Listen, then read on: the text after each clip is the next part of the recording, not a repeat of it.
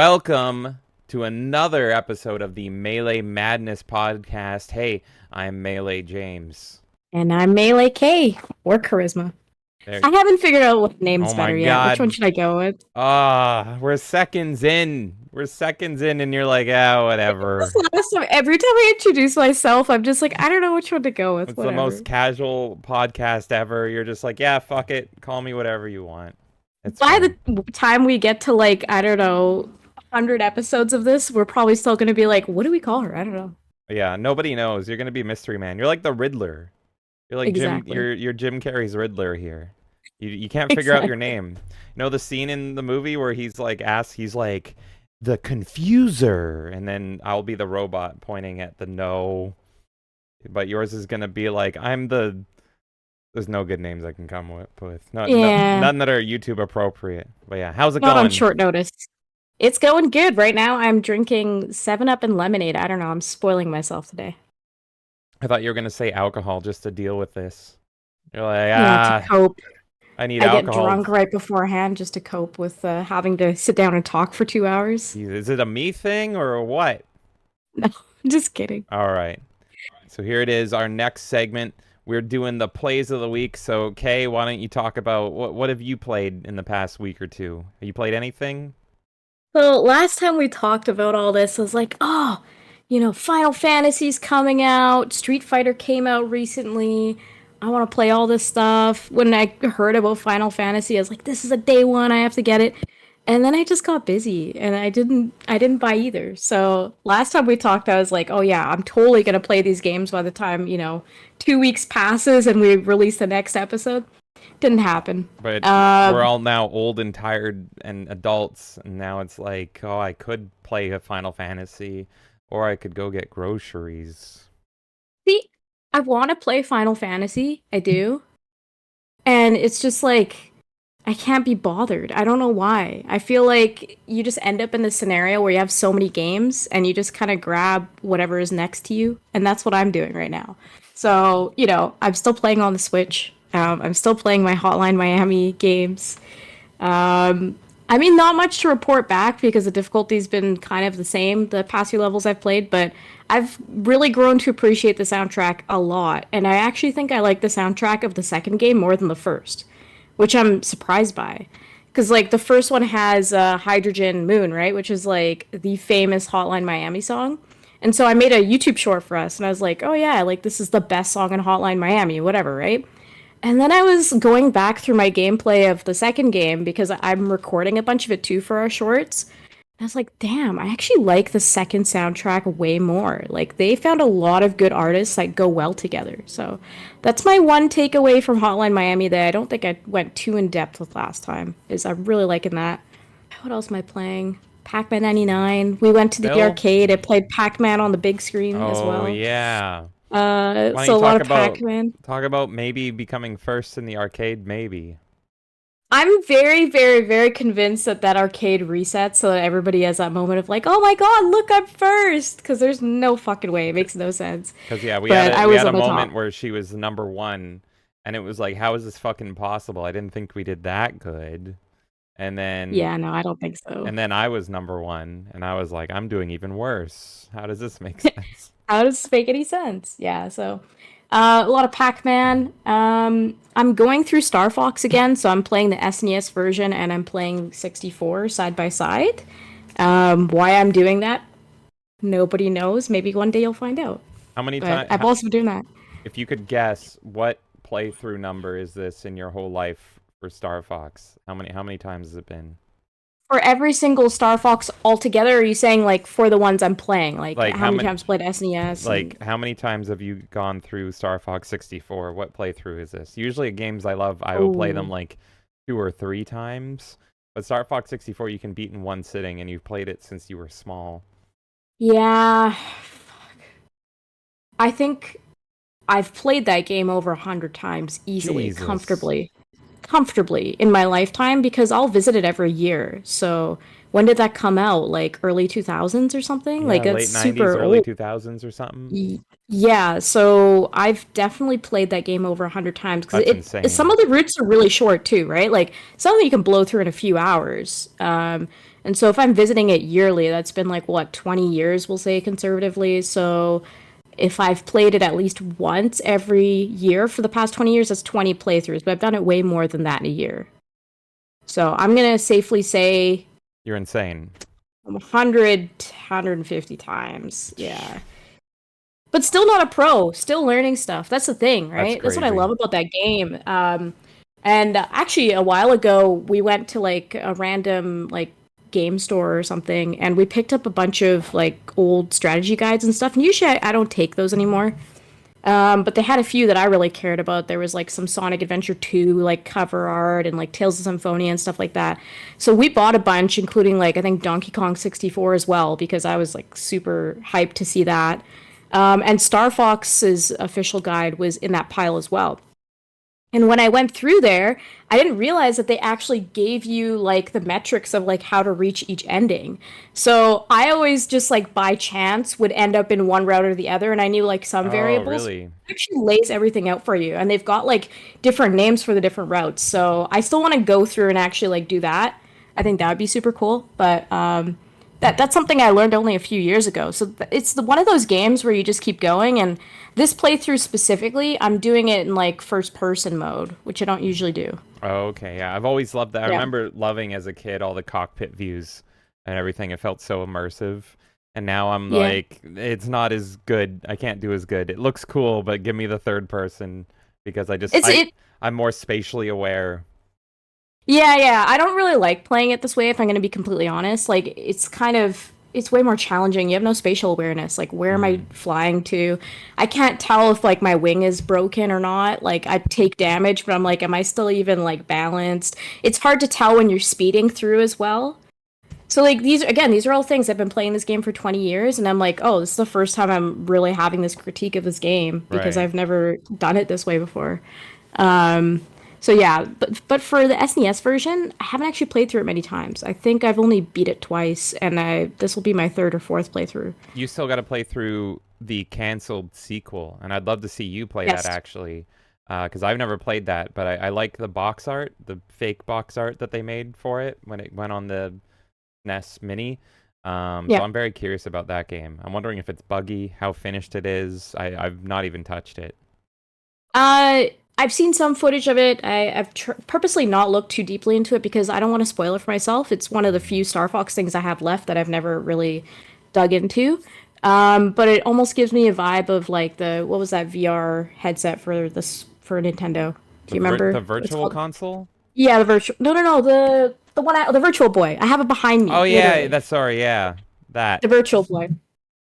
Couldn't remember the name, Even though it's staring but right behind you I with know its and the name is bloody literally red there eyes. too, Yeah. Virtual Boy.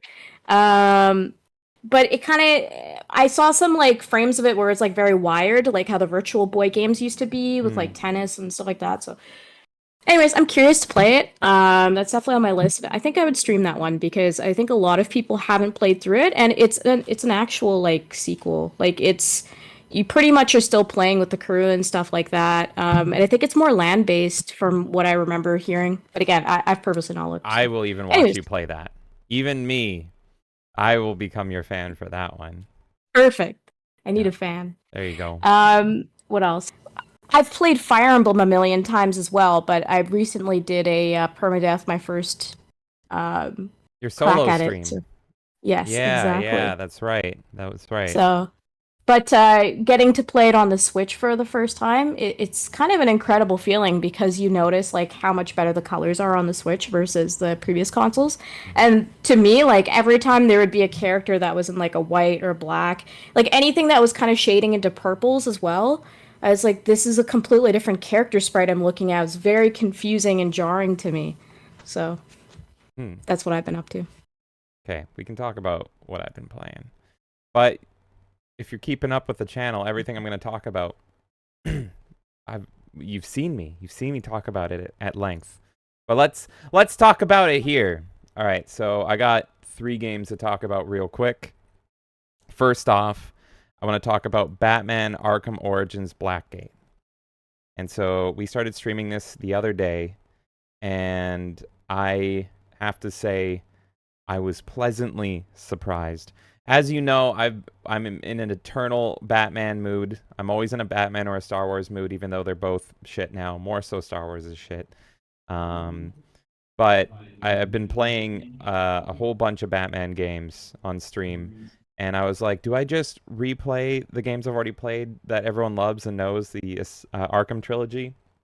And I thought, wait a minute, I never played this weird Vita offshoot game that they just threw together. And I remembered back when it came out on PC, which was like 2015 or something, I tried it and I thought it was terrible. And it is kind of terrible if you compare it to the other games. So this is called Batman Arkham game. It's in that series. And if you compare it to the rest of those games, it is garbage. Do you have a series where it's like the games in that series are so good and so masterful that a game gets put out in it and it's just kind of okay and it's mixed? And so compared to the glory of these ones, it's just, it comes off like the worst game ever. Even though if it Yeah, was the first game to come out, it would have been fine. yeah, I mean, that's with my favorite series of all time, Tales games. Right. They have my favorite one, the sequel is like a stripped down version of the original game, and it doesn't really make sense. Like I can imagine you probably feel that way as well with Batman. It's like you have all these like full open world games, and then you have one in there that feels a Yeah. lot more linear and flat. Same Yeah. thing happened. And the other issue is that all the Arkham games, at least Asylum and City, and I'd say Knight as well, the combat, what really sells the game is everything. But the combat's really like the ribbon on it, because playing it, the combat just feels so perfect, and it feels like there's never a game error. Like it never feels like, oh, I shouldn't have been hit at this part. That part was, I got hit because I let myself get hit, kind of thing. Like everything is so perfectly timed and masterful. That was what I didn't like about Arkham Origins, which was the prequel game made by Warner Brothers Montreal. They pretty much made that game just because Arkham Knight kept getting delayed because it was such a bigger scope between City and Knight. And so Warner Brothers was like, we need to keep interest in this series. So you French developers in Montreal, you have to make a prequel to this game series you've never done. And so they just whipped it together. And a lot of people like Arkham Origins, but I had the same complaints. It's not perfect, and it feels off, and the story feels off, and like the combat isn't as tight, and there's bugs. And so that's why I didn't like that then. But now that we've entered the world of shit where everything is new, everything new is bad, I had the same feeling that I had with ODST, Halo ODST, where I didn't like it then, but I held Halo in such a high regard. And so I thought ODST kind of diverted from the quality of Halo. But ever since then, Halo's quality, trash. Oh Fucking yeah. terrible. So now going back and playing ODST, I'm like, this is the best game ever. So while Arkham Origins isn't the best game ever, in the new world of everything is terrible, and we have games like Gotham Knight, where Barbara Gordon, Batgirl, is fighting. Like, people literally thought that a YouTube tab was open because suddenly she's fighting, and Bad Reputation by Joan Jett starts playing, and it's like, oh dear God, that's actually in the game. This is a nightmare. So in comparison to our nightmare reality, I'm like, I'm having fun. This game's giving me the same feelings I had with the Arkham series. Is it flawed and broken? Yeah, but I've played those games enough times that it's like, it still feels second nature in this 2D environment, and it's almost like junk food playing, where I'm like, oh, this isn't tough for me because I'm so familiar with this series, and I'm just having a stroll. It's like, it feels like I am watching deleted scenes of my favorite movie. That's I the think that's a best. good way of explaining it. Yeah, because Yeah.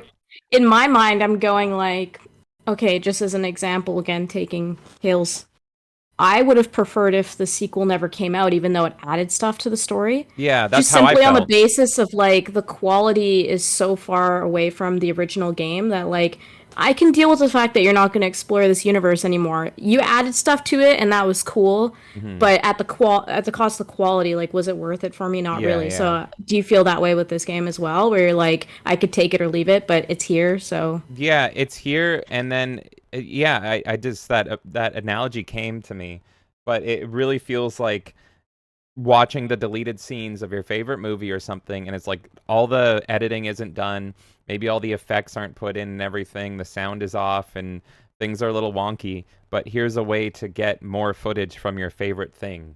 So it's like, Yeah, oh, there's the actors you love, there's the characters you love, there's the set, and there's a little bit extra of the story in a what if scenario, and I'm like, oh, that's kind of neat. And it's like, oh, I wish they would have left that in, or I wish they I'm glad they took that out, and that's what it kind of feels like playing this game. And considering it as a PS Vita game, like I'm playing it on the PC because it did so poorly on the Vita. Did anything do good on the Vita? But no. like I can imagine playing this on a portable system pre-Switch. It would have been impressive in that regard, at least, because the Switch has made it so portable gaming has to be almost 1-to-1 with Yeah, console gaming or PC tower gaming. But during the Vita days, it was still that's a portable system. Your mind is expecting a lower quality, so I think that plays a factor yeah. as well. But yeah, I'm not minding it as much. I'm almost inclined to say I'm liking it better than Arkham Origins. But even having this feeling, I'm like, oh, I kind of want to play Arkham Origins again, bugs and all, because it's made me kind of appreciate what was once bad is now good. And I even had this feeling with Force Unleashed. That would be the Star Wars equivalent. Is I hated Force Unleashed when it came out, and now I'm like, it's not bad. I think we've also encountered this. You and I have had discussions about film as well, because you have this huge list of movies that you need to watch, and this huge list that you already have, and you always Yeah, rate them. And there's a lot of movies that I haven't personally seen, and you will go back and show me them. And sometimes you'll go and look and see, like, what did I rate it when I first saw this way back, and how do I yeah, feel about it now in a second viewing? So I think even seeing in a second viewing is going to change your view, but like yeah, on the grand scheme of art, seeing art from how it was before, what the norm was, there might be so many things that we rolled our eyes at in the 90s, the 2000s, and now we're like, yeah. God, take me back, please. I don't care. Like, I will play the worst version of this And that's definitely how I better feel than about today. this game. Yeah, I actually I think while I was streaming this, I had that analogy for film, and I was asking people like, what's a movie that you maybe didn't like and then you watched it a second time and you loved it or something. For me, first one that comes to mind is like Pulp Fiction. I saw it as a teenager and I was like, boring. And now I watch it as an adult and I'm like, oh, I get why people think this is the best movie ever. so and it's interesting to view that in a video game sense. I've become more forgiving of the past because I feel like gaming in general has had a decline, sharp decline, and it's been in steady decline ever since the Xbox One PS4 era, when early access became the norm, open world survival games became the norm, and a lot of the old guard in game development changed hands. And I feel like ever since then, it's been a slow erosion into the reality we're in now. So I'm still playing old games. It's just the old games are like from 7 years ago, and I'm finding the diamonds in there that were still not great then, but compared to what's coming out now. So I'm excited to play more of this game. I think I might even 100% this game, because Wow. I've 100%ed every Arkham game, because I love them, and they're not hard to 100%. It's all just time, finding every little puzzle piece kind of thing, and you have to go through the world over and over and over again. And that they did bring that into this game. I have a Yeah. feeling though that unlike the other Arkham games, there's not going to be any Easter eggs or story stuff when you do it, because like when you get all the Riddler trophies, and I'm talking loosely here because I still want you to play these amazing games, but when you I'm not get getting spoiled, when yeah. you get all the trophies and stuff, it's not like you just get an achievement, a little check mark. Like story Right. stuff happens. And in fact, one of my pet peeves of Arkham Knight was that you don't get to beat the game until you 100% it. And I'm like, fuck you. I'm just trying to not have the ending spoiled for me. I am going to go get that shit, but can I just beat the game before the internet spoils the ending to my favorite game series ever? And they're like, nope, you Yeah. have to get all 400 Riddler trophies. Fuck you, no ending. And I'm like, are you serious? So I have a feeling that this is gonna be in this game. In fact, I know it is because I'm already collecting shit. But I have a feeling that if any game does nothing for getting 100%, it'll be this one. I'll probably just get an achievement prompt, and it'll be like, "Go fuck yourself." But we'll find out. We'll find out together because I'm gonna be streaming it. You made me wonder as well because I think both of us can't really speak too well on the Vita. I didn't play it too much. I always wanted one, but Mm, never got one. I had no desire. Um, and I played with it a little bit, but I don't know what the achievements were like on the Vita. It's like a complete like spot in history that I don't even know anything about. So maybe you're not getting many achievements from it simply because there never really was. Like I know people have injected achievements in their games post, Yeah, I'm not even talking but like achievements. I'm saying like when you got the extra stuff in the other Arkham games, the other collectibles, story content would happen. Like it was oh, like literal like in because you were yeah. when you were streaming. I remember you were trying to get like the code on the first try for an achievement. I read that as you wanted like a Steam achievement or something. No, I don't care about achievements. I'm saying this game will only give me an achievement and nothing else. Like for example, Right, right, you right. Okay. you've been watching me play Arkham Asylum. You see the Riddler trophies, right? And I'm getting those. Mhm. It's not just an achievement. When I keep getting, you can hear his voice as I'm getting more and more. He was just like, at first he's just like, oh, baby could have solved that one. And it is like you have to get like 200 of them. But then as I get more of them, he's just like, really? You found that one? That took me hours to find. And so you hear it escalating. And so all Right. of the Arkham games have that, where like even the collectathon shit has story content tied to it. So Interesting. you're Okay. hearing Riddler's anger escalate as you're solving his riddles. And all of them have that. So for everything. And I'm so not there a fan of that. I'm just gonna say that right now. what? Why not? Well, this isn't like a one-to-one comparison, but this is a big problem in Wind Waker is that there's certain points in the game where you have to collect everything to continue, and Mhm. collectathons and games being forced is just it sucks. It drags games. It's only forced in the final one. Yeah, I mean, look, I'll try it. I'm not saying I'm not gonna play the games for that reason, but it's really what ruined Wind Waker for a lot of people, including Interesting. me. Like it's being forced to like go and find these arbitrary things to reach the end. It's just so annoying. Yeah, Treasure hunting, like it's annoying. it's amazing in Asylum and City. And then in Arkham Knight, it's terrible. And it's Yeah. terrible, and a lot of people didn't like Arkham Knight because they added driving mechanics into Arkham Knight, so a lot of these are tied to driving. So the Riddler Oh, challenges in Arkham Knight are like you need to complete this racetrack in a minute. Now, I didn't mind it too much, but I was also decent at the driving. But I imagine like if you're playing an Arkham game, a Batman game, you shouldn't be required to be a good driver. That shouldn't be a mechanic. yeah, And so that's why a exactly. lot of people didn't like that one, but I liked it. And I was still able to 100% it, but it's especially bullshit. And since we're talking about it, I should elaborate. The way it locks the ending, it doesn't outright lock the ending. Here's what it does without spoiling it. You can beat the game, it cuts the final cutscene in half. So when you beat the game without getting 100%, it literally halts the final cutscene and says that's it until you 100% the game. You beat the game, but you don't get to see the entire final cutscene until you 100% the game. Okay. But to me, that's Okay. like locking the ending. But Okay, that's different than what I was imagining. I thought, it's not even like an Easter egg ending. Like it's the actual fucking ending. They just cut it in half. but do you? I don't want to ask too many questions and Too many like ruin this questions. ending. But my kind of confusion is: are you saying that they give you a false ending and that you find more footage if you actually 100% it, or you're saying it's like quite literally they don't finish the game for you until you reach that They point? literally video games end on a final cutscene. You get 50% of that final cutscene. Right, but there's like multiple like I play a lot of JRPGs, so for me it's like there's eight endings and like two of them are like Yeah, the no, no, worst no. ending and like all that that's why I'm There's trying to not different determine. endings. There's one ending, and if let's say it's 2 minutes, they show you a minute. They show you the first minute of it, and then you're Okay. returned to gameplay, and you're like, you want to see the rest? Get 400 Riddler trophies, Does it actually prompt you like that? something like that.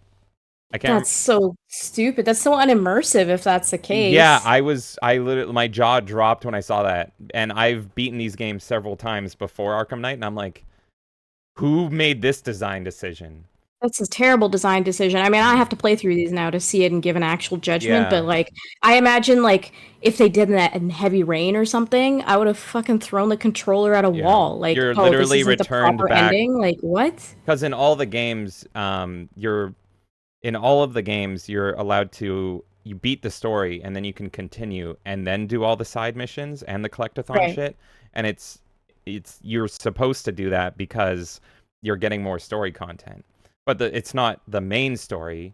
It's not all these games are weaved in like there's a pretty much a big bad villain and that's who you're going after, but then there's a fuck ton of other villains that are also running around the city and they all have different side missions with different side mechanics. Got And it. so, yeah, you can in all of them you can beat the main villain right away, and then you're just allowed to carry on and fight everyone else. But in the final game, they were like, "Nope. Oh, you want to see the rest of the ending after you beat like the big bad villain? Do everything else first." It's like, and it's so arbitrary. But I'm just on Goofy. a Batman tangent now. I have a feeling that Arkham Origins Blackgate, I think it's going to be the only one in the series where when you do all the extra stuff, it just goes that. Oh, I can Yeah. sense that too. Yeah. Yeah. There's not Yeah, going to definitely. be any Riddler stuff. There's not going to be any secret boss fights or anything. There's not going to be any detective work. It's literally a check boxes. Oh, Yeah. you found these dentures, and then you might get like a little text prompt, and it'll be like you Right. unlocked artwork. That's not at all how it is in the rest of the games. But still, I'm gonna find out and probably 100% it. All right, let's hear about your other games. I should probably cut one because we talked about like 8 games. But This is what you get for playing a Batman game yeah, because so anything Batman and Star Wars will make you yeah, rant. Metal Wolf Chaos, fucking awesome. You watch me stream it. Go watch the stream. I played it on the 4th of July because it's the most American game ever. I confirmed it was. I can't wait to play more of that game. You're literally the president of the United States, saving America by burning San Francisco to the ground. It's the best thing ever. It's just like everyone should fucking play it. If you're a fan of like Team America, you need to play it. It's got this weird Sega feeling to it, and you saw it as well. It's got like a little bit of the Dreamcast jank and tone to it. Um, and I don't usually love those kind of games, but this game is so unique in its storytelling, and I love America bravado and just America in general that it's like I have to play through this one, even with all its weird jank and charm. I'm loving it, and I can't wait to play more of that. I think the better comparison for people to relate to would almost be like Sega Arcade type feeling to it. Yeah. Because like for me, it's like yeah, I get what you're saying with the Dreamcast because that's how I felt when I was watching it. I'm like, did Sega make this game? It really feels like Sega made this game because Sega has that thing of like really awkward dialogue. Not like the dialogue isn't clever, Hmm. but that it's like the characters are like aware of the audio they're speaking over. I don't know how else to explain it, It's but it weird happens in so dystopian many Sega Japanese. games. Like every Sonic game that I've played in that era, it's like the mixing is just off. It's like all of the characters are shouting and like the music is blaring at the same time and Yeah. it's so weird. And that game had it. That was the number one thing that made me feel Sega, but also there's this arcade machine that we even played recently. It's a Sega machine. It's like a Bravo Team arcade. Oh, And okay, all of yeah. the like all the character models and stuff look very similar. Like it just felt very that way. And looking at the game, it looked like it could be an on-rails shooter. I was saying to you, I can see this in an arcade, like in a Yeah. cabinet where you're just sitting there and like you've got somebody next to you and you're both shooting at stuff. It's that weird period of games made in Japan in the early 2000s that feel like were developed in Twin Peaks or something. Like Yeah. everything is off and tilted and strange, but everyone in the game treats it as normal, even though it's very strange. And even if the game isn't a weird game like Deadly Premonition or Silent Hill or something, it all has this feeling. Like there's nothing disturbing or creepy or eerie about Metal Wolf Chaos. It's literally about America and Americanism and blowing up San Francisco in the name of liberty and justice. It's fucking great. But there's all this weirdness. Like everyone talks like with a forced smile. Oh no, Mr. President, you're gonna die today. I hope you packed lunch. And it's like, why would you say that? Like what? So the whole game Yeah. has that. So- Now that you've mentioned that, I think I know what it is. I think it's them trying to translate Japanese mannerisms to like American mannerisms. Yeah. Because Japanese culture tends to be a lot more polite, whereas we're a lot more, abrasive, I would say. So I think it's like them trying to translate how they would speak to each other in Yeah. Japan, but then for us, it's like we don't go out of our way to be like, "Hey, I hope you had lunch today." Like that's not in our repertoire. We're more like, "How's it going? Good. Okay, cool. Let's go have a beer." Like we're not. I There's a saw difference of culture there. I saw a tweet on the 4th of July using this game as an example, and it just said, "Be the American Japan thinks you are." And I Yeah. was like, thank you, exactly. Which is like, if you ever see anime, and I don't watch a lot of it, but they always think of American as yeehaw, cowboy, hamburger, and badass and cool, and like kind of an asshole, but like patriotic, and just always wearing the American flag, pretty much 1980s wrestling. And it's like, yes, every American should strive to be that. That's how I feel. And that's what this game Yeah. is. That's what this game is like you're playing that American. You're literally the president, and you're like, I'm not gonna go to foreign countries for help. I'm gonna save America all by myself because I'm the president. And then your like secretary is like, I love you, sir. And it's just like, this is the fucking best thing ever. And then you just That's mass murder a everything. That's true what you're saying about like how Japan views America. Like I think a lot of people our age that watched Yu-Gi-Oh will think of Bandit Keith right away. Bandit Keith's got the little American bandana in Yeah, Yu-Gi-Oh. that I character, haven't yeah. seen much about him, but if you were to watch even like a few seconds of that character, you'd agree. And I know a lot of people that watch us, they watch Yu-Gi-Oh, so look at it. Moving on. So the final game that I want to talk about is Halls of Torment. And let's talk about this game and not pretend it's Diablo 4, but it's better than Diablo 4. I am so freaking happy I picked up this game for $5, and it's not even that discounted. It's like normally $6 or something ridiculous. And this game to me, like, I don't need to buy Diablo now. I hate Blizzard now. I don't want to play their games anymore, even though I used to love them. So I bought this game on a whim. So what Halls of Torment is it is in the groundbreaking new genre of Survivor. I call it the Survivor genre. People have different names for it. They say roguelike, top-down ARPG, but I like Survivor. It rolls off the tongue better. And so this whole genre is really, really, really new. Most people, it sounds like a hipster genre. Most people have not even played it. But it's all started because of the game Vampire Survivors, which I'm not going to talk much about that game or else I'll be here forever. But Vampire Survivors is amazing, and it's super cheap, and everyone should play it. And it literally made a new genre that's super addicting. Pretty much what this genre of game is it's a top-down action RPG, roguelike, so it's random like Binding of Isaac or Hades. But it almost plays itself, but that doesn't make it easy either. It all boils down to all you're in control of in most of these games is movement. Your character shoots for you. Enemies close in on you. They're mostly melee-based enemies. If they touch you, you get hurt. And it's almost... I've seen it... Other people say it's like you are the bullet hell. It's an inverse of bullet hell. So instead of you shooting everything, everything's coming in to shoot you. So instead of going outwards like a bullet hell, everything comes inwards. And then you level up by collecting gems. And then the roguelike element comes in when you level up. Every time you level up, you get a new ability. And these games are usually set on a timer. And so you're in a race to level up harder than the enemies are in their 30-minute timer. And it can produce hilarious fucking results. All Halls of Torment is it takes Vampire Survivors, which is already arguably a perfect and amazing game, and makes it feel like you're playing Diablo 2. And it feels so good and so fucking tight. I've seen a lot of people say this is better than Vampire Survivors. I think it needs more Wow. time. I think it needs more time in the oven before I can say that. I mean, it's got freaking like spelling mistakes and shit in it.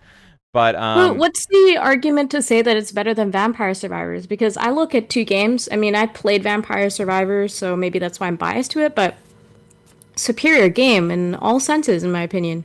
if it depends on your preference, and so I think it's like, do you like Castlevania? Vampire Survivors. Do you like Diablo? Halls of Torment. That's what I think it comes down to, because I can't, the things they change, the differences in this game from Vampire Survivors are only to make it feel more like Diablo. For example, just Okay. the how my character moves is different. You have a gear system that doesn't exist in Vampire Survivors, and the gear system is like 1-to-1 with Diablo 2.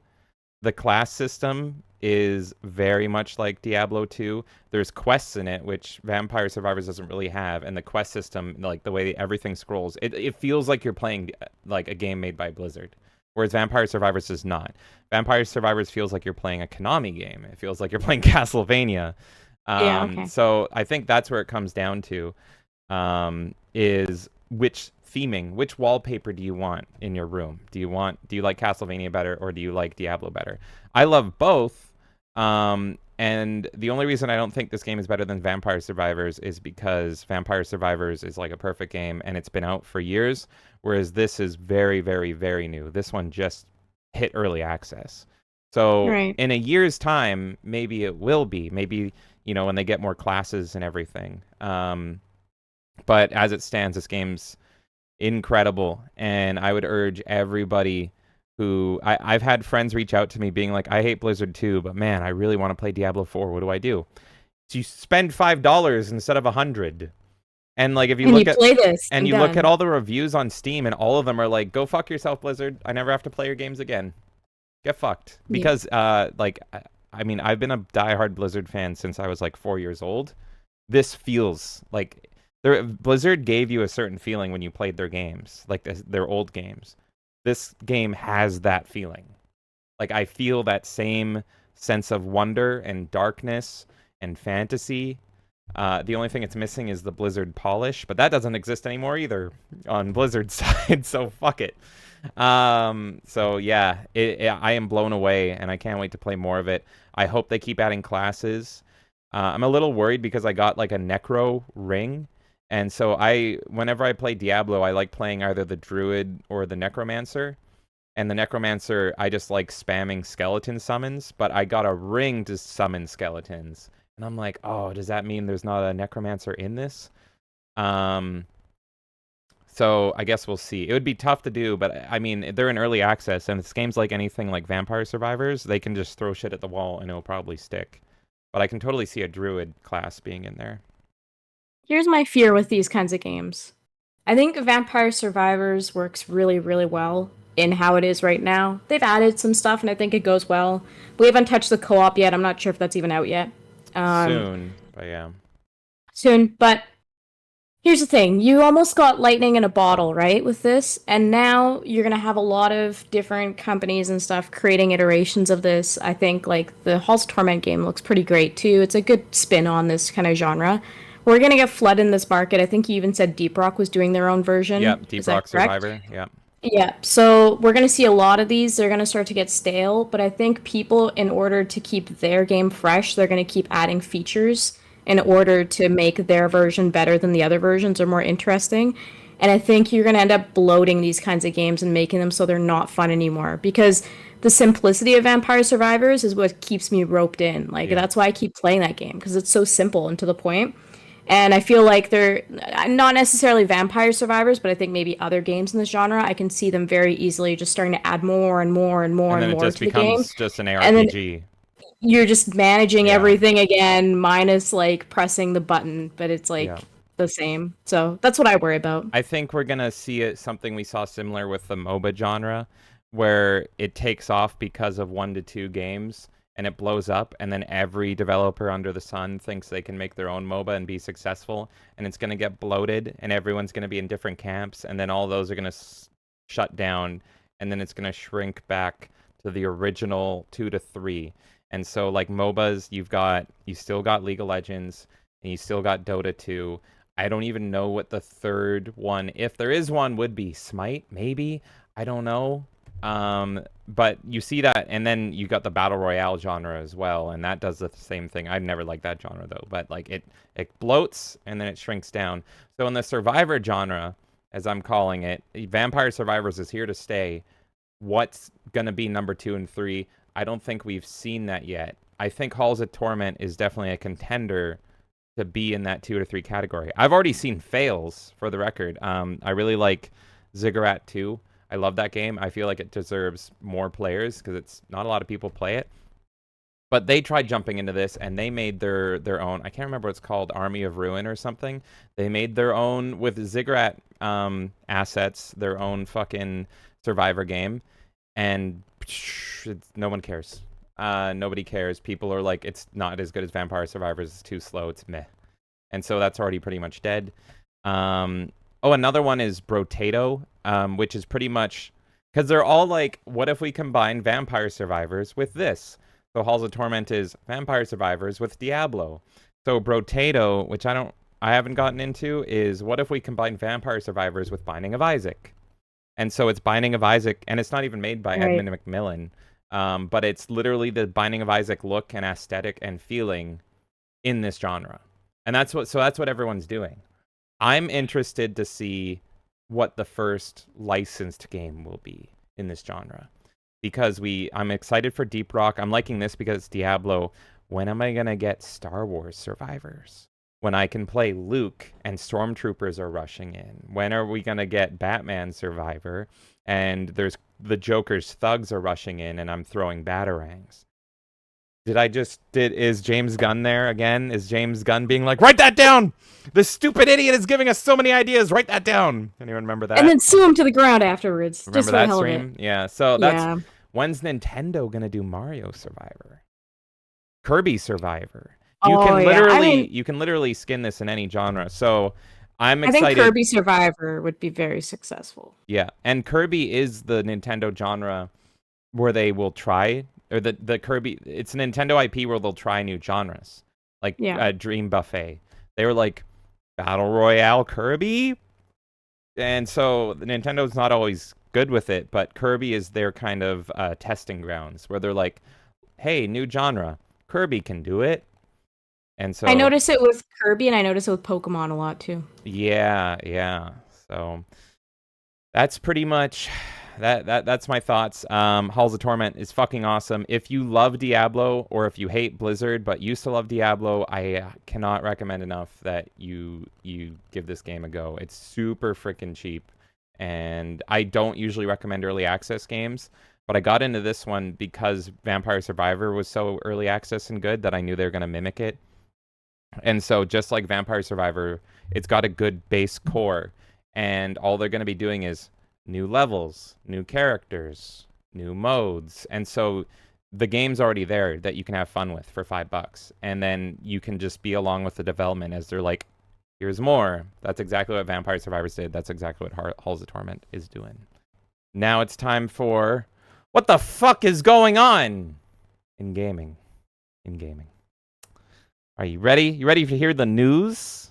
I think so. All right, let's look at article number 1. Grant Kirkhope doesn't think another Banjo-Kazooie game is coming. Sad. Yeah. So sad. So let's take a look. Let's read this article together. It's a short one. I'm looking at the IGN version of this article, but everyone was talking about it. Speaking to VGC, Banjo-Kazooie composer Grant Kirkhope gave the impression that he thinks the game is part of a bygone era, both in terms of development team and player base. And I can't do a British accent, but anyway. Oh, I feel like you'd have to get a team with the humor that they had back then, and that's hard to replicate, he said. I think Rare would be open to somebody if they found the right team, but I don't feel like that team exists. Also, I'm not convinced the audience is there either. I think I sounded more Australian. Yeah, a little. Many players have called for a new game, or at least a remake of the originals, during somewhat of a mascot platformer renaissance that occurred in the late 2010s when both the likes of Spyro and Crash received remasters. Several developers behind Banjo even got together to make a spiritual successor in Yooka-Laylee, but the excitement around this style of game has seemingly died down. That is it.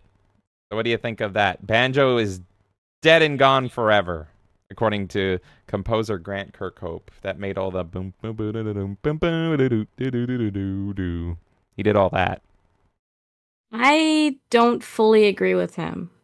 I mean, I'm going off of a very broad statement. I can see an argument either way, right? So I can see the argument of look, we don't need to make more of these games. Leave them how they were. Like, they're fine. We don't need to make a new version in 2023 or 24 or 25 with all the modern graphics and all this shit for this kind of game, right? Hmm. I can see that part of it. I can see the part of like, how do you get the right team together to have the same tone that those games had? Because there's a lot of charm to it that kind of existed during that era that's a lot harder to replicate. It's not impossible, but it's very difficult to replicate that feeling of the first Banjo Kazooie at the very least, right? Right. So I can understand why he feels that way. Maybe he's like, how do we get the band back together? Well, the band all has, you know, a wife and kids and they're busy and like that's how I kind of take it is he's kind of saying like the band's not getting back together. Yeah.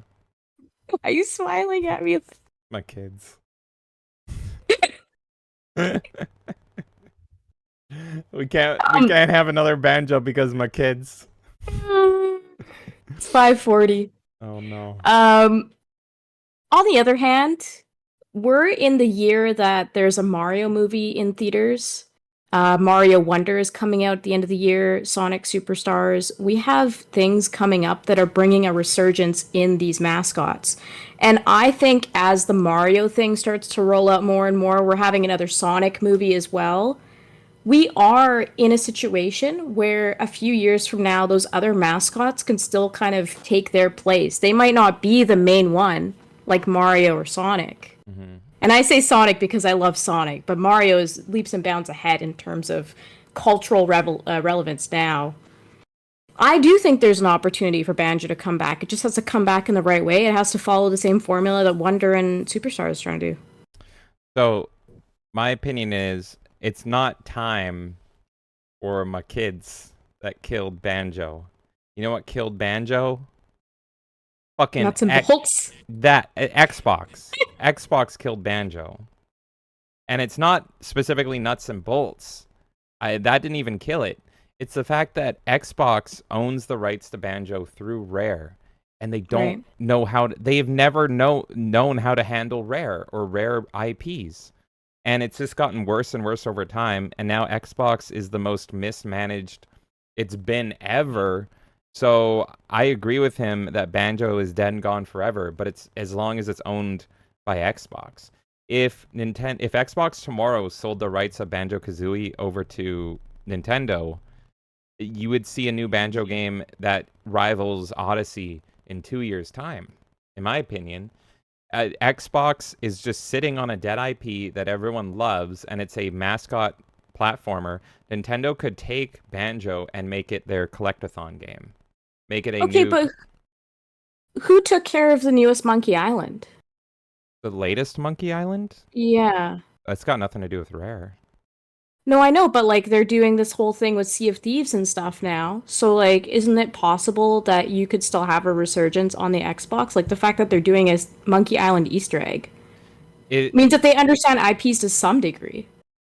I think I don't know who decided to do the Monkey Island content, but that's a whole nother discussion because that's so strange because that's the Sea of Thieves team, which is not a old Rare IP. It's not like It's Conquer. not, but it's got Rare involvement. It's got It's Microsoft Rare involvement. development, and they somehow got access from Lucasfilm to do a tie-in to their pirate game. And they didn't even talk to Ron Gilbert, who is the creator of Monkey Island, at all about it. They apparently told him later in development, but it was way too late for any involvement. They're like, "Hey, we're doing a game in your series," and he was like, "Oh, okay, what?" Um, but yeah, that is more. Sea of Thieves did well. That's a more modern game. That's all Rare's doing lately. And I guess for their next expansion, someone similar to that's like what Dead by Daylight does is they will be like, "How do we get our next DLC? Oh, I know. We're going to contact Nicolas Cage's agent. Now he's a survivor. Or we're going to contact who owns the rights to Freddy Krueger, and that's going to be our next thing."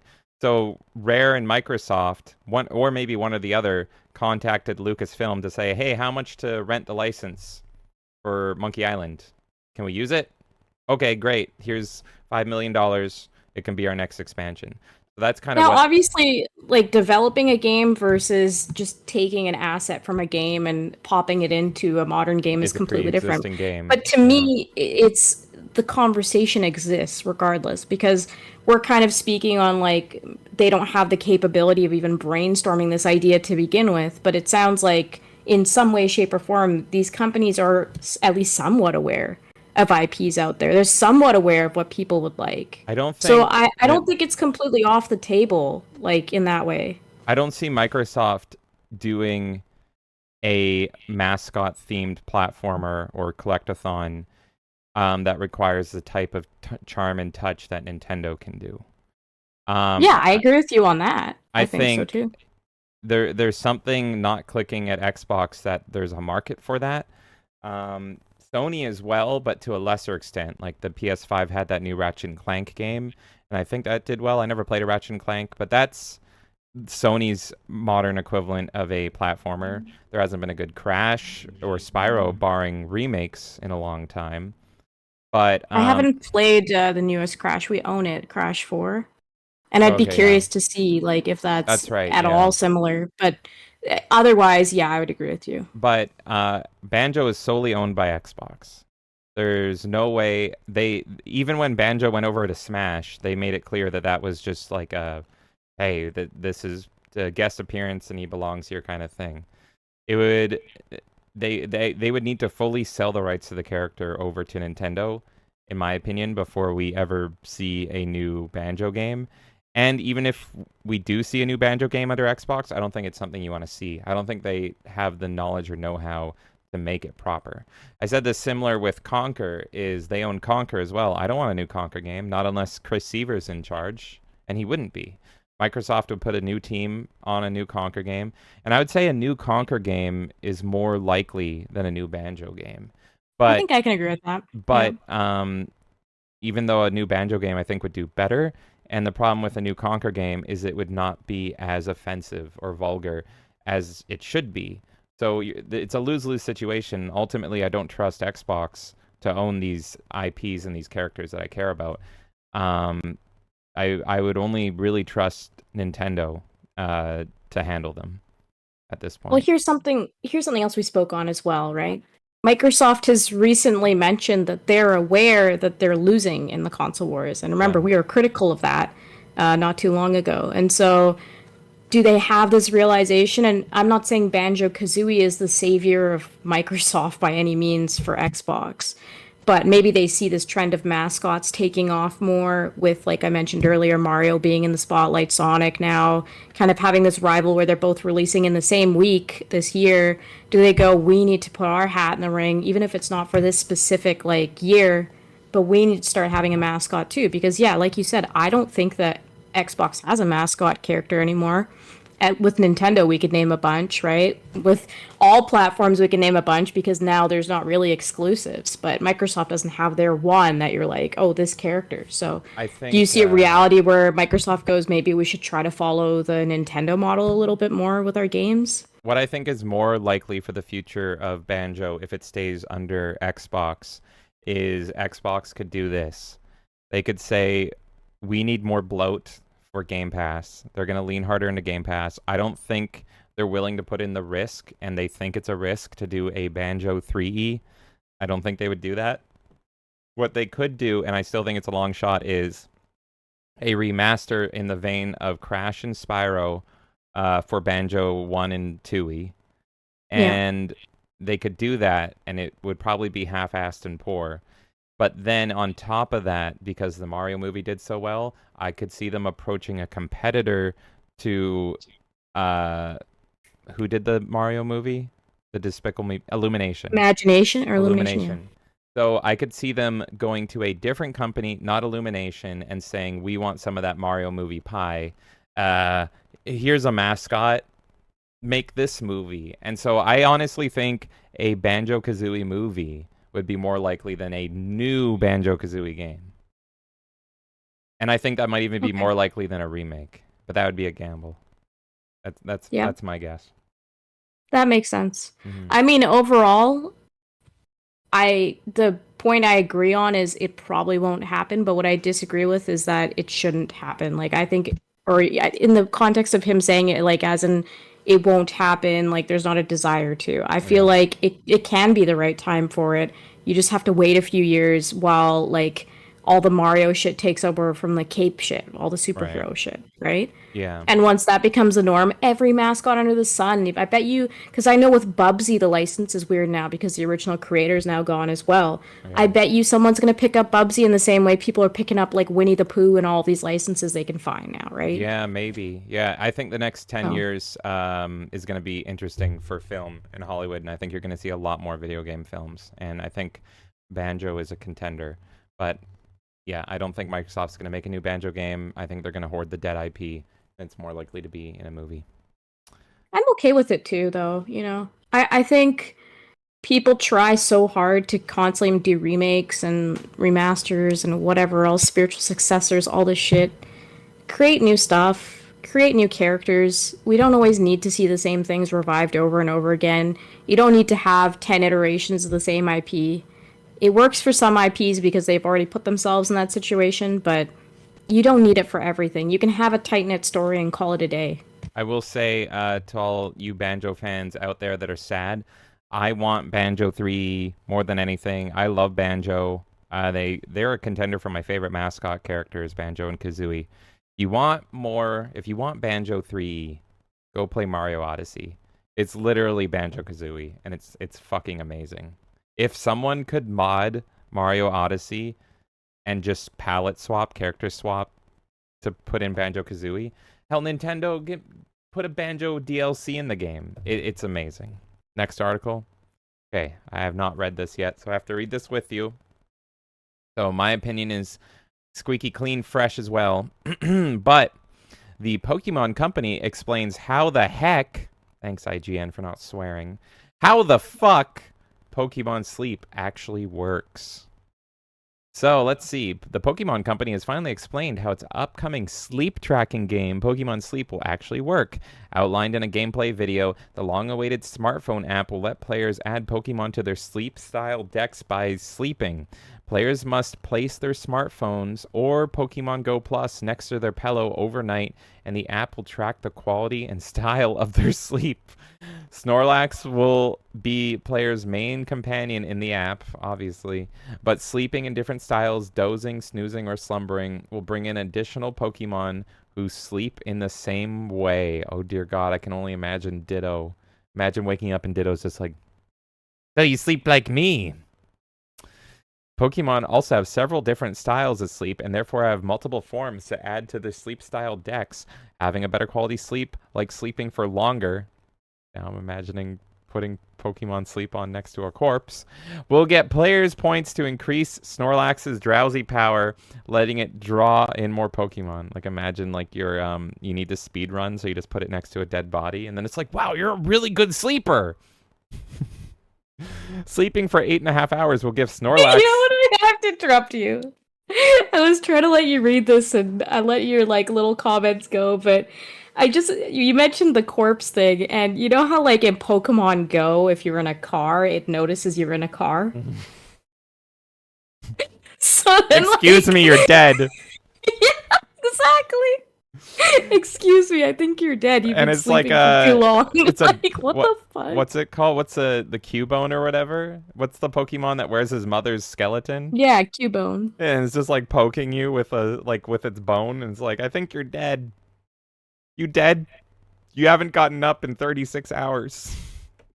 Yeah. Are you in a coma? Were you hit by a car? You're sleeping really good. Sleeping for 8.5 hours will give Snorlax 100 points. For example, while sleeping for only 4 hours will only give Snorlax 50 points. The game, is there a Pokemon? What's the... I'm sorry, this game is literally incentivizing people to sleep more now? Yeah. The game will also seemingly reward players with different Pokemon depending on their type of sleep. Shifting around a lot was shown alongside a Togepi in a rocking sleep, for example, and speaking during sleep was shown alongside a Jigglypuff in a singing sleep. Please don't get this. We need to try it. Sleep. Players will be given a new site in Snorlax every Monday with these changes also attracting different Pokemon. The game was announced way back in 2019 but still lacks a launch date. Am I doing a sleep stream? What are you, Amaranth? Yes. Will people watch my Pokemon sleep stream? There's gonna be a fucking category on Twitch and Kick and everywhere There's else gonna be now. so many girls doing Pokemon sleep streams. They don't know what they've done. Nintendo They're definitely gonna does not. dress up. They're gonna dress up as their favorite fucking Pokemon. Yeah. Look at me, I'm a Jigglypuff and I'm sleeping. What if I put on makeup though? Imagine me in a stream and I put on like purple makeup and I'm just like coughing. Oh my And god. I just say like title of stream will be speed running Pokemon sleep until I unlock coughing. And the whole time I'm just like coughing. I'll wake up, look at my phone. Fuck! I only unlocked Charmander. Goes back to sleep. I call you in to fucking hit me over the head. I need to sleep more. Come knock me out. Get the baseball bat. I need to unlock coughing. I just I'm very disturbed by this idea. I don't know. I can't like fully put it into words, but it just seems like it's going to be extremely invasive. Not as if that hasn't happened already with apps, but it's just like now you're going to be looking at my sleep patterns and stuff. I know there's apps that already do this. Maybe this is like a good health conscious thing. I don't fucking know. But when you told me that you get more points for sleeping like 8.5 hours versus 4, like people do better on different sleep schedules and all this shit. I just see this turning into a disaster where kids are like, I gotta sleep, I gotta level up my Pokemon and shit like that. Nintendo doesn't realize how many disasters are going to form from this. This is just going to be like Pokemon Go again. It's going to get people fired from their jobs because they're going to be using Pokemon Sleep, and then the fucking it's going to override their alarm clock, and then they're not going to wake up for Yeah, work. true. There's going to Yeah, be so that's a many good point. disasters. Well, also, like, in order to know if you talk in your sleep, you need it to be recording you, pretty I'm much. curious if you put it It next has to to a be pet, microphone access. like how does it know that you're sleeping? That's what I want to like. It didn't that the article didn't say like what is the difference between laying down and sleeping, and also how does it even know that you're next to Well, it? Like, can I put it I'm next to a cat and then will it count, or will it know it's a cat? So what I'm assuming is it's similar again to like Pokemon Go, right? Where your phone can detect the amount of motion. So if it detects a lack of motion, it's going to assume you're sleeping. But I think So people then are the going way to be you able to break it work is around this. you just put it on your desk while you're at work, and then you're sleeping. That's what I'm saying. You're going to be able to work around this pretty easily, I imagine. You just put it somewhere where there's nothing going on, right? Yeah, I don't know. I mean, I'm sure we'll find out. I Maybe it's have to just test. constantly listening to you until I've it finds out I've you're got sleeping. I've got to know. I've got to know what it is. So I have Pokemon sleep stream. I'm gonna be asleep until I unlock coughing. I am just kind of like wondering why. Like, who thought of this idea? Why would you think this is a good I know idea? why. Someone at Nintendo was like, "You guys have Pokemon Go? What about Pokemon Not Go?" And then Miyamoto was like, Make me money. Go make me money right now." That's what he did. That was it. They were like, "What's the opposite of walking and moving?" Someone in that meeting was like, "Pokemon death? You're fired." They got thrown out the Yeah. window to Pokemon their death. coma? You're closer. Pokemon sleep? Pay him. This is very, I very guarantee bizarre. you that's what happened. What's the opposite of our existing game? If you're going, what you not go? I'm just waiting for them to come out with like Pokemon lawyer. I'm down. Like, oh, I overhear your like life, and I'm like, hey, your life sounds like the life of like a Charizard, so we're gonna give you a Charizard lawyer to get you out of like specific jams. Like that's What am I being charged for? Attempted manslaughter? Okay, hold on, let me just call Magikarp.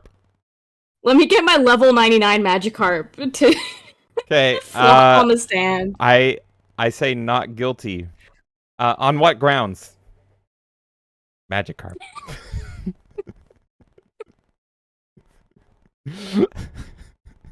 This is so fucking dumb. This is the best thing ever. I can't wait. All right, so that's the Pokemon. That's Pokemon Sleep. I Fuck can't this fucking shit, wait. man. freshly discovered Sega document. This is more you than me. From 1996. Have you heard about this? I'm not. Very little, Okay, to be freshly honest. discovered Sega document from 1996 reveals unbridled confidence over Saturn killing Sony. So I'm going to read this article really quick to you. A freshly uncovered Sega document from 1996 has revealed that the company's unbridled confidence ahead of the Saturn's launch in the United States, saying the console was killing Sony in Japan. As reported by PC Gamer, the previously confidential document was uploaded to Sega Retro and revealed 272 pages, and we're going to read them all. 20-hour pot of insider information, including manufacturing costs, sales figures, product strategies, and more.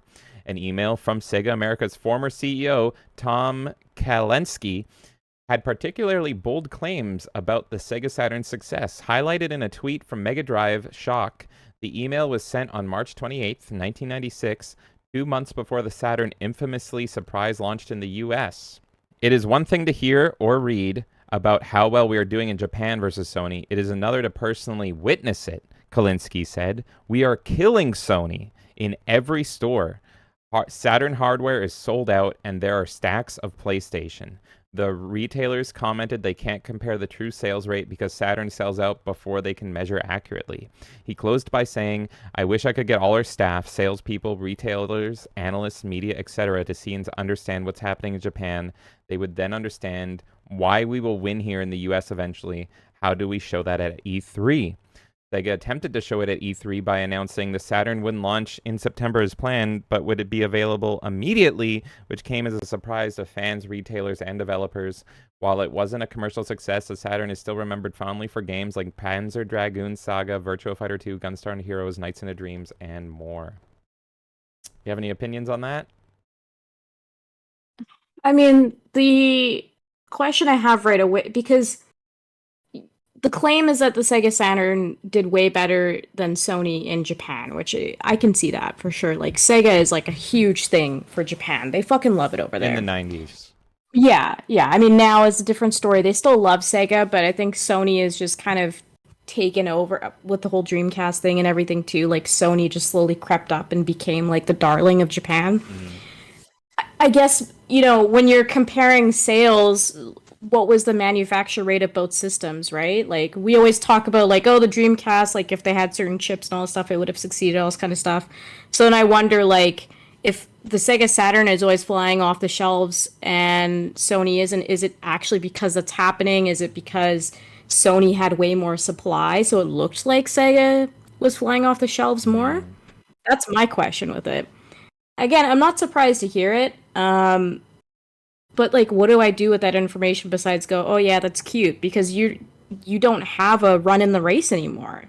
Yeah, I thought it was It's an just interesting story to show you as being a huge Sega fangirl. And I thought it was just interesting seeing the overconfidence that they had at that time. And obviously, I don't even know much about the Saturn, but it obviously did not compete. I know more about the Dreamcast than I do the Saturn, and it did not compete at all with the PlayStation. It did not compare to the Genesis or the Dreamcast, from my understanding. Well, I couldn't speak fully on that because the Saturn to me, like I played it, but I wasn't like as giant into it. But I imagine it's just that Sony did a way better job with the games that they had in North America. Yeah. And I think a lot of those games as well, like in hindsight, people like them more. But Yeah. I don't like, I do meet a handful of people who are like, yeah, I played this game back in the day and blah, blah, blah. But I see a lot of people going back to visit those games, if anything. So again, that's all like personal kind of anecdotes because on a global scale, that could be completely different. To me, it's kind of like that's cute news, but at the end of the day, I still watched Sega die out before it could become a long-term competitor, and it's more just depressing news to me that they were that confident and didn't find a way to like really exercise that confidence properly and break through this market.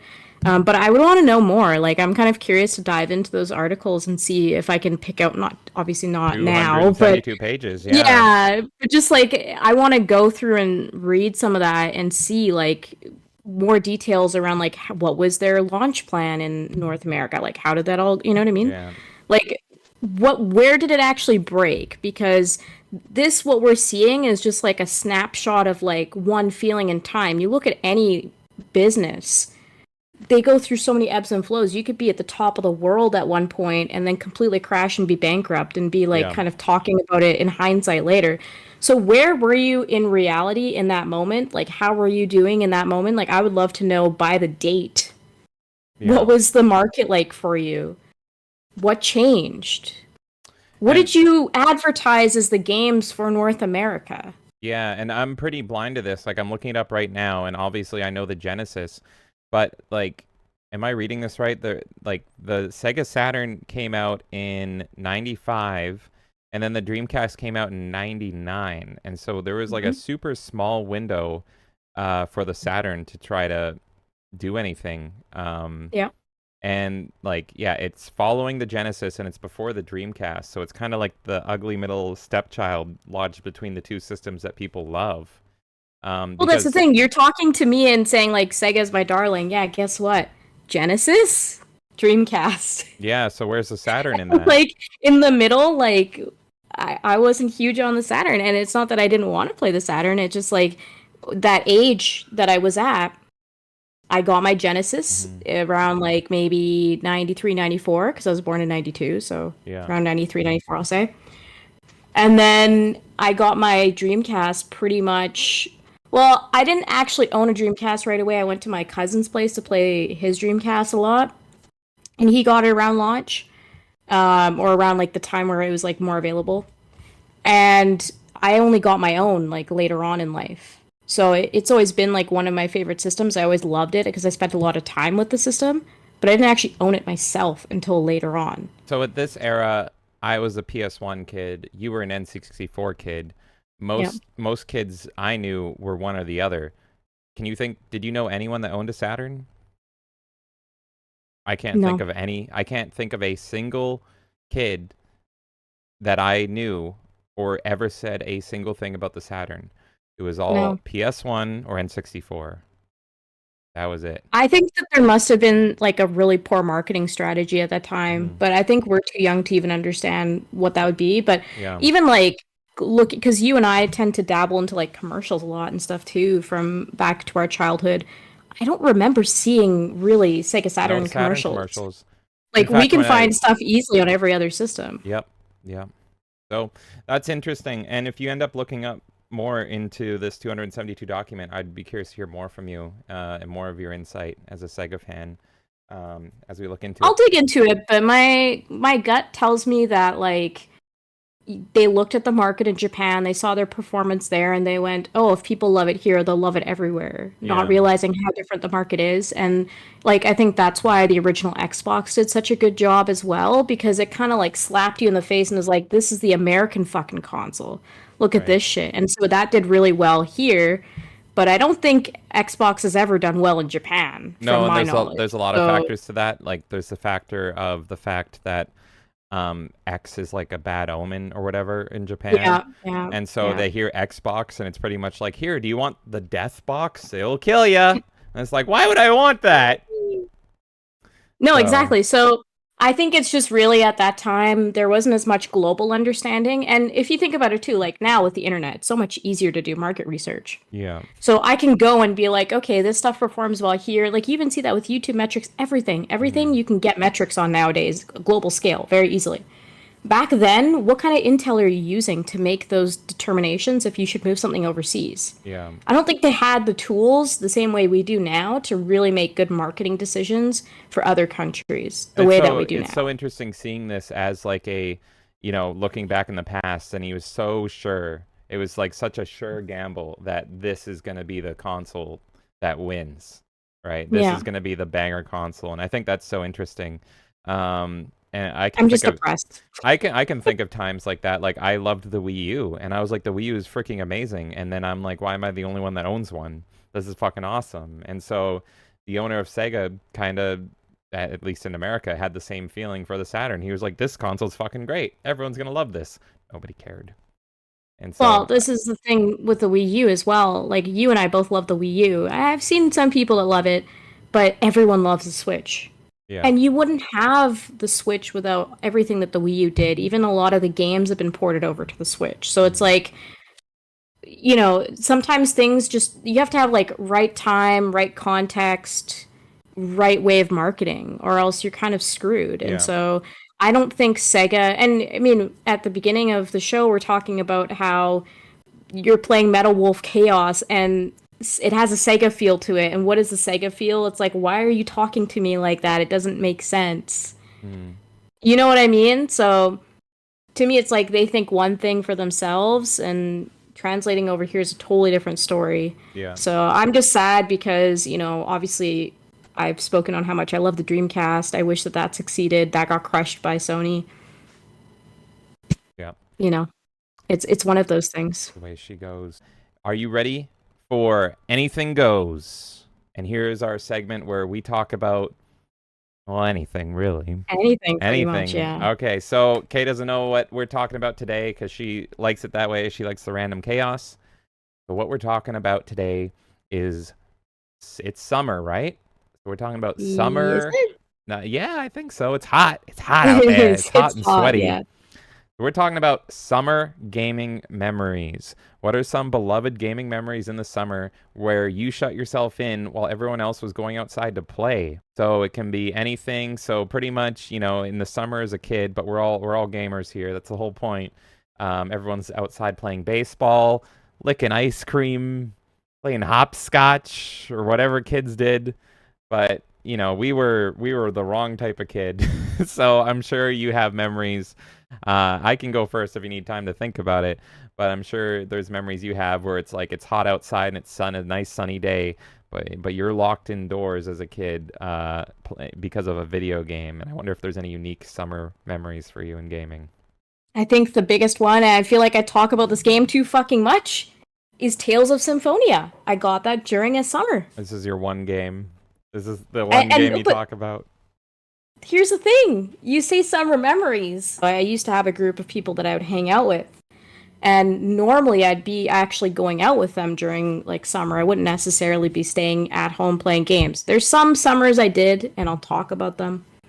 But this particular summer, they were like, all right, we're gonna go, play like street hockey and shit. We used to play hockey like in the alley with like a little orange ball and shit like that. And so they're like, cool, we're gonna do this, and we might like, I don't know, throw a boomerang around or something. I hung out with a lot of guys, so it was very like sports, like we're gonna go play basketball and this and that, whatever. I was away locked in my room playing video games. Yeah. So I had Tales of Symphonia that year, and I was like, this game I need to beat because anyone that knows anything about that game, it's advertised as like it's an 80-hour plus game. So it was quite large for the time. And so I was like, I need to like beat this fucking game. Well, you know how like people go to work for like 8-hour days, 40 hours a week kind of thing? Hmm. So you would think that like normally somebody would play a game a few hours here and there and it would take them an entire summer to beat. I decided to pretty much do the equivalent of like a 40-hour work week, but playing Tales of Symphonia. So I was playing that game for like 8 hours a week and I beat it in a few weeks, like my first run through. And then I kept visiting it again. I kept going back to it. I kept like playing it over and over and over again. And so I think I might have finished that game close to 10 times by the end of that summer, which Jeez. is that a large number? I don't know. But also it's kind of like for an 80-hour game, I think that's a lot. Like I don't think every single run was 80 hours. I probably skipped some things here and there, but I played a lot of that fucking game on my own. And people were like, let's hang out, let's do this. And the place that I was at the time, I was hanging out at, there would be like this huge glass window. So people would be knocking to be like, Are you are we going serious? out? Like, what's going on? And I'm just like I fucking wish you sitting were there. I wish you were playing like Resident Evil at the time and it'd be a 4D experience. Like you look out and there's Yeah, like a zombie. Let's go to the mall. Let's go see a let's do movie. something. And you'd be like, Yeah, ah, let me play my JRPGs, Goro. that would So have yeah, been so good. But yeah, so I was just like sitting there like, no, fuck this. yeah. Um, Other summer memories around games. I played a lot of Sonic during summers. So, Mm. but then when I would hear like the ice cream truck, I'd be like, I need to go get ice cream. So there's at least 2 or 3 times where I would have run out to like the ice cream truck and they had like those shitty like, those different popsicles, the TMNT ones. They have a Yeah. Sonic one as well, I think, like SpongeBob, all those ones. So I used to have those as well, and then I'd go run back in and then keep playing while everyone else was out there again, like enjoying life, touching grass literally. And I was just like, I'm gonna play this game. Yeah. Um, what else? I played a lot of Mario as well during a few summers. I mean, like, again, this was mostly childhood. Like, as I got older, I didn't really do this anymore, Mm-hmm. right? So it was like a very specific era of time. A lot of Mario. I tried to beat 3 at the time and I couldn't, and I got really pissed off, and then I ended up actually going outside. So, Did you curse for at the some reason, sun because of the yeah, the literally, angry stop sun? chasing me, son. Yeah. Yeah. So, I remember you so a being lot of stuff temporarily like that. blind as a kid. And you're like, what's going on? Is she Yeah. Daredevil? What's happening? Yeah. I liked Daredevil. It was cool. NHL Hits 2002, I happened to play in a summer. Mm-hmm. So that's where I got introduced to that. Same with Gauntlet Dark Legacy. Um, yeah, I don't know. For me, it was mainly that stuff. Other than that, I would go out and hang out with people. So, Oh, well, that makes one of us. But my story, my main story is pretty similar to yours. But it was with KOTOR 2 and not Tales of Symphonia. And so it oh yeah. was we would have been in elementary school. It would have been like I think grade 6 or grade 7, I think. Wait, hold the phone. Yeah. We were playing KOTOR in elementary school. I'm pretty sure. Actually, Yeah. Yeah, because I played KOTOR. When did KOTOR 2 Let's see. Hold on. I'm like kind of worried that we were playing something that KOTOR 2 mature. release. Like, I was playing Duke Nukem as a kid. yeah, fair. 2004. So it would have, and yeah, so that would have been grade 7. So I think, so this must have been the last elementary school summer was KOTOR Yeah, 2. oh yeah, because I think Half-Life and all that stuff was also This out came out, man, this by came that out the time, right? same month as Halo 2. Jesus. And you know what is interesting about all too, like you're saying, summer memories. Like part of it was the weather was so nice. I would like constantly walk over to Blockbuster and stuff. So I'd be like Yeah. renting random games, but And I didn't that like that was lock a myself whole in. experience. So yeah, and that's what relates to mine was summer just hit, nice hot summer night, and so I want to rent and play a new game. So here's what happens to me is my mom takes me over to not Blockbuster, but Rogers Video, which was a competitor of Blockbuster. That's where we mainly went. And KOTOR 2 was on the shelf. Now, here's the funny thing. I have already tried KOTOR 1 and I rented it and I hated it just the previous year. And I hated it because I didn't get why there was terrace and all this stuff, and it was such a slow start. And I'm like, Karth is a fucking asshole. I hate him. Wait, you didn't like KOTOR 1 because of like the introductory planet? I thought it was because of the combat this whole time. That too. Okay. No, I was I getting to thought that. like I was getting to that. okay, I thought for you, like you literally turned on your game and you're like, what the fuck? I Why do I still, have to like I still why is it rented it. paused? I still rented it and tried to get my mom's money's worth. Yeah. And I still tried to play it. I got several hours into Terrace, forcing myself to play this terrible combat system because I had never played an RPG before, a turn-based RPG. Um, so I was like, I was expecting KOTOR to play like Jedi Academy. That's what I had in my Right. brain. And so not only was the combat terrible, but the opening of the game is so slow and dull. But I like it now, but this is leading to that. So next year for the summer, first night of summer, out of school, go to Rogers Video, I rent KOTOR 2, and I'm like, it's a rental. I want to try it. I'm still addicted to video games. Let's fucking try it. And I try it, and as a dark side fanboy, it's like, oh, everything is oozing Sith. It's all dark. It's all edgy. You start off on what's that opening planet? The mining colony, the asteroid like mining facility, right? In the second one? Paragus. That's what it's called. Oh Yeah, yeah. you start off and it's like haunted and ghostly, and you don't know what the fuck's going on. Karth is nowhere to be seen. There's no one annoying you. You're fucking alone in space. And then all of a sudden you see Darth Sion, and it's like a scene out of Resident Evil Nemesis, and he's just stalking you, and he's like a zombie Sith Lord, and that's like, this is terrifying and the coolest fucking thing ever. And yeah, it had the same combat, but you get the Force right away instead of like 30 hours into the game, like in KOTOR 1. Yeah. So immediately I start lightning people. Immediately. Because I'm like, dark side points. And you get to see Kreia, and Kreia's cool, and she's fighting this zombie Sith Lord. So I'm like, yeah, I don't love the gameplay, just like I didn't before. But this is some of the coolest fucking atmosphere in Star Wars ever. And I was hooked. So we get like 2 months for summer, right?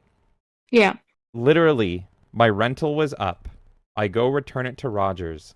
And if you remember Rogers' video, they would deep discount their games. Like when they went from, they would have the big shelf, and then when they'd have to downsize it to one copy, all the extra copies they had, it would be like huge sales. It would be, instead of like EB games where it's like you get $5-10 off, it's like 70% off, 80% off. Yeah. So I bought the Because game. a lot of them wouldn't have the cases and stuff either, or whatever. They'd Yeah, be I always scratched up made from sure they people had the using them. case and everything, or else I wouldn't get them. But I got it for like $20 or something. So I immediately, I went there, I played it for like the fucking 7 days, was hooked, returned it, immediately bought a copy, went home. It's still month 1, playing it all summer. I am not leaving the house. I'm loving KOTOR 2 so much. And then August hits, and now we're into month 2.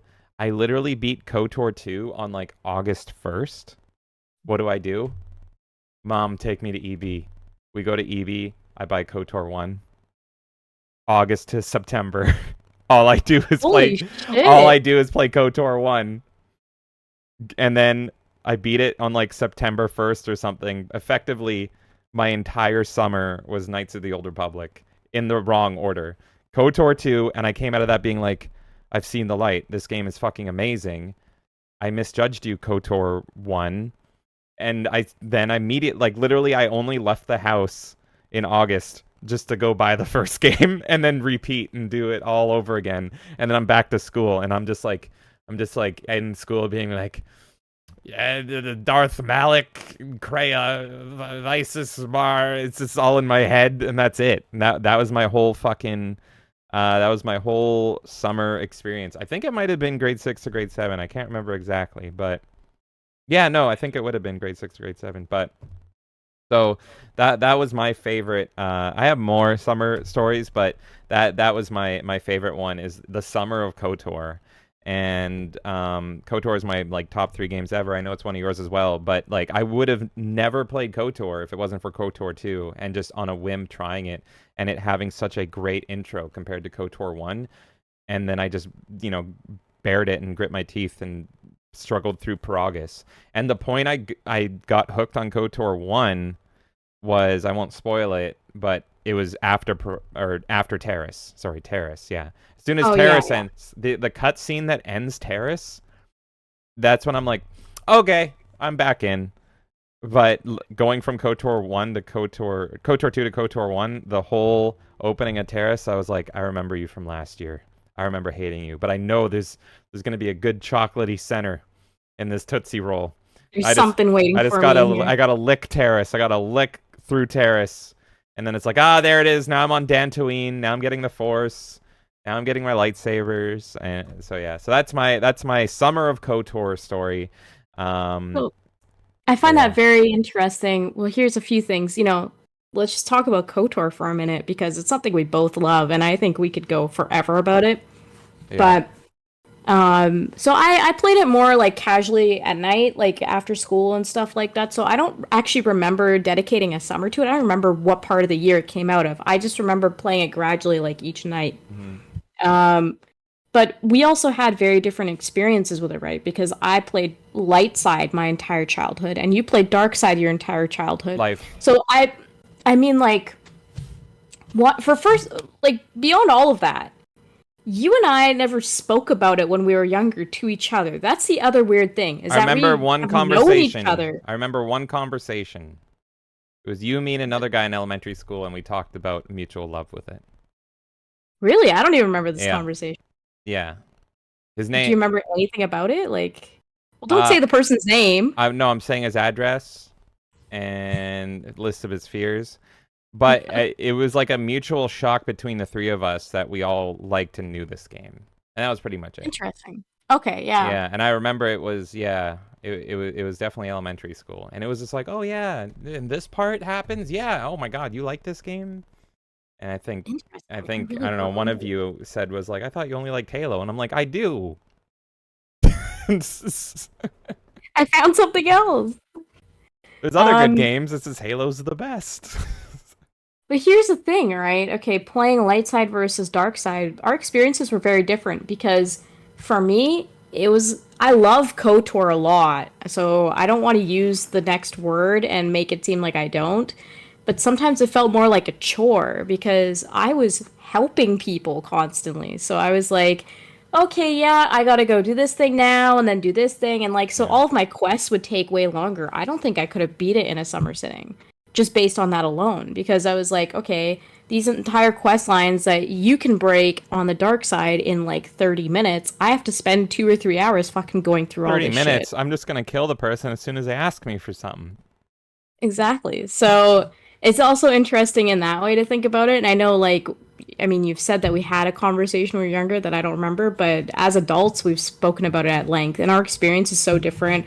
I remember seeing you play, like, the dark side for the first time, and I was like, You were fuck, I need to go shocked. back and play that. Because I always meant to, and it's just one of those things where I'm like, I already beat them. And, there's so many games that come out, you just never, like, revisit It's a again. totally different game. It's not a It's a Telltale completely scenario. different game. Yeah. Yeah, it's not Telltale where it's all roads lead down the same path. It's like completely different styles of gameplay. Yeah. And I've never played Light Side, and I never will. But No, this is what you need to do. We've spoken about it before. You need to open up pathways a little bit. You need to be nice for a little bit and try and then just go dark side again because how there's can one be nice to stories Karth? but there's stories that you're like full on missing. I I need to know, show you this stuff one day. I But know. anyways, but going back to the topic at hand, yeah, it's very interesting because like during that time as well and like you wouldn't have the internet spoiling everything for you, and I've mentioned this before, I think even on the show or at least in a stream or something, like the whole idea of like I don't need to go online and get all these opinions on what this game is going to be like and get it spoiled for me. Hmm. That's something that I remember in those summers fondly, is being by myself with a game and not like thinking about what other people think of the game, just having my own experience. And it's almost like the equivalent of watching a movie in a movie theater by yourself. Like just the perfect atmosphere. It's quiet, no one's bugging you. It's like so immersive, like watching an IMAX movie by yourself or like you're seeing the 4D type shit. Right, That's how yeah. it felt for me, locking myself up for a summer and just like playing a game. And I Yeah. think that's why I'm so obsessed with Tales of Symphonia as well, is because I didn't have these opinions to go to. Like, I go on Twitter and be like, oh yeah, Symphonia was great and all, but like, look at this glitch here and this and that. And it's like, I didn't have anyone breaking me out of it. I didn't have anyone telling me, oh, this story, like, plot line was like this, when my interpretation was like this. It's kind of like that whole, like, book to movie thing as well, where like people love reading the books for themselves because they imagine, and Right. then when they watch the movie they see what the casting imagines. So I think like rather than having exclusive kind of experiences with games during the summer, for me it was more like I just loved it. There were certain games during that time that were my experience only. Yeah. You don't get that now. So No, it's uh, impossible. you mentioning KOTOR and the fact that like we both played it at launch. I guess you played it over the summer, and I don't remember when I played it, but I definitely played it within its launch as well. But I barely remember us sharing the experience on it, and it's like watching you play the game. I went, wow, like I wasn't even exposed to the other side of the story. I wouldn't have even known to like try other things because I played it a certain way, and I didn't have to like go online and be exposed to here's all 10 different endings type shit, you Yeah, know? yeah.